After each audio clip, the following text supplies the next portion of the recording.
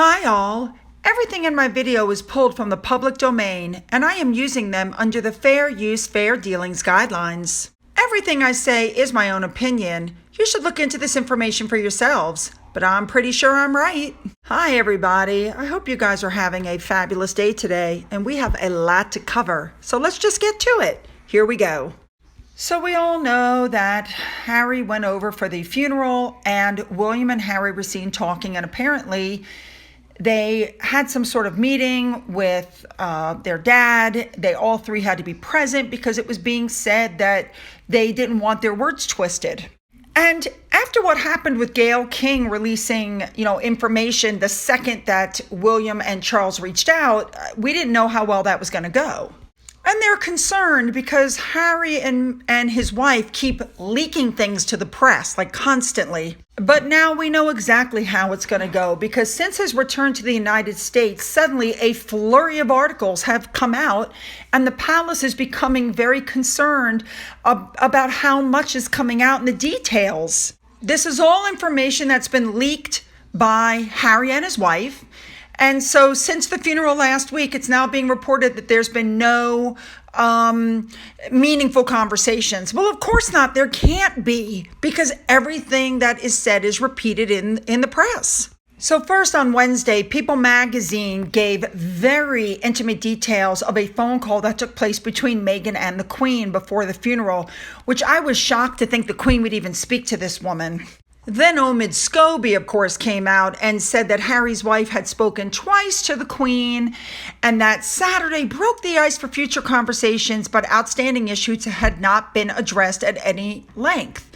And then yesterday it came out that no progress had been made between William and Harry. I mean, I don't get it. If they want to have meaningful talks, then Harry and his wife should understand that they need to shut up and stop leaking everything to the media.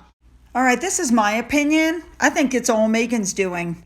In Meghan's own words, I think Harry is complacent, therefore he's complicit. But I think this is really all Meghan's doing.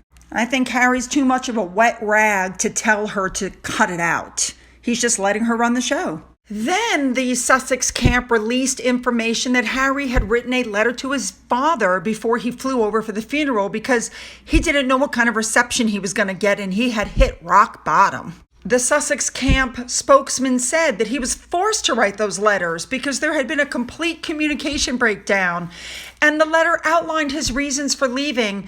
And then, as it's a joke, he promised to, quote, respect the institution. Call me crazy, but I think that ship has sailed. Now, if Harry really wanted to talk to his dad, he could have hung around a little bit longer. He'd already gone through quarantine. He was there in the UK. And the Queen's birthday was coming, but no, Harry did a runner right back to Montecito and right back to his wife. And just as an FYI, this white privileged man who's so woke flew into a special private terminal at LAX specifically reserved for celebrities and the uber rich, where he was then picked up by a 16-mile-per-gallon gas-guzzling Cadillac Escalade that was being chauffeured, where he was whisked back to his $16 million mansion with the 16 bathrooms and his wife. Please, somebody, please explain to me again why I should feel sorry for him, because I don't. Since Harry went to the funeral, you would hope things would calm down, but no. Meghan and Harry are still competing with the royal family for attention. Here's Prince Louis on his 3rd birthday, and the picture was put out by the palace, as you can see, at 10:30 in the evening. And just as an FYI, the royal family always holds these photos till 10:30 the night before the event, and Harry and his wife would have known that. So does anybody else find it kind of odd that suddenly, out of the blue, Harry's wife and son were papped and the picture was released 18 minutes before the birthday photo of Prince Louis? Yeah, that's a real coincidence, all right. And of course, almost immediately, the outfit she was wearing showed up on Meghan's mirror. Set up much? In the end, people are asking, why should William ever forgive Harry for what he's done? They said horrible things about Kate. She's getting death threats now. Harry called his entire family racists. He's smeared the royal family. It's just terrible. Now, it's being reported that Charles is finding that working without them is a lot calmer and quieter because they're not throwing temper tantrums every 5 minutes because they're not getting what they want. Now, people keep asking, when are their titles going to be stripped? Why are they still the Duke and Duchess? Well, I can tell you now that the Queen is not going to take those titles from them. Now, keep in mind that Harry's wife has no titles of her own. She's Harry's princess. And if they should divorce, it's going to be up to the Queen to decide what she'll be called. And keep in mind, people, that they wanted them to be financially independent. We don't want them going back to the UK. And if you take those titles, nobody's going to want them. All right, I have one more thing to discuss with you here before we get on to our Finn update. And that is the channel I just ran across called Penny Lee's Kitchen. Now, you guys know I do not endorse other people's channels. I mean, I may tell you how much I love Murky Meg and Taz, and I do, and I watch their stuff, but I don't endorse. I just don't tell you, go there, go there, go there. I don't, but I am now. So it appears that this is a relatively new channel, but what she's doing is she's cooking and she's making things out of like 3 ingredients. Like the biscuits only have 3 ingredients. The creamy white pepper gravy, 3 ingredients. And I've tried them and they are actually really good. So if you're interested in that kind of thing, I have added her to the bottom of my channel under preferred.